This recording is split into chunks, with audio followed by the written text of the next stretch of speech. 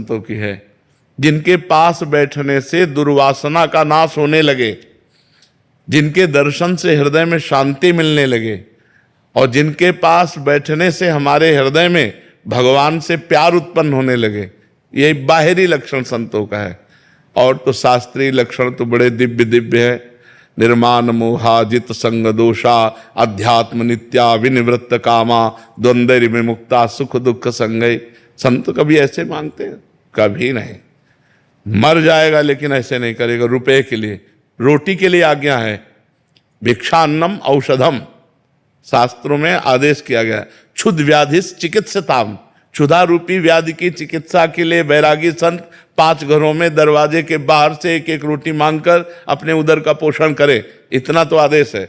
लेकिन रुपया के लिए हाथ पसार दे, ये हमारे सिद्धांत में, संतों के सिद्धांत में नहीं। और यदि ऐसा है तो वो संत नहीं है। अध्यात्म कभी बिकता नहीं, और जो बिकता है वो अध्यात्म होता नहीं, अध्यात्म का नाटक होता है। कभी ऐसा नहीं। 88 हजार ऋषि एक साथ बैठ करके कथा सुन रहे हैं। श्री सूत जी कथा सुना रहे हैं, शौनक जी 88 हजार ऋषि बैठ करके सुन रहे हैं, सबका भरण पोषण हो रहा है। सब, कहीं कोई याचना शब्द नहीं रखा गया, कहीं अध्यात्म में कहीं याचना शब्द नहीं रखा गया। हाँ, गुरुकुल में भर्ती हुए, गुरुकुल की पूरी शिक्षा हो गई। अब वो गुरु दक्षिणा के लिए उन्होंने गुरु से प्रार्थना की, गुरु जी ने जो आदेश कर दिया उसका पालन किया।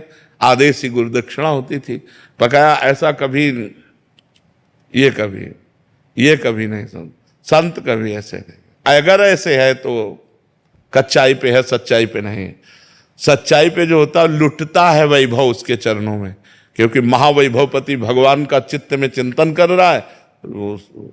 चाहे वो भिक्षा मांगते हुए नजर आवे, चाहे वो राजा महाराजा की तरह रह रहा हो, दोनों में समान। अम्बरीश जी चक्रवर्ती सम्राट हैं और महान भगवान के भक्त हैं। ज्ञानियों में श्री सुखदेव जी के गुरु हैं जनक जी, और राजा हैं। तो ये नहीं है कि वो केवल भिक्षुक रूप में ही हो, वो एक राजा रूप में भी परम ज्ञानी महात्मा हो सकता है, और भिक्षुक रूप में भी कपट हो सकता है।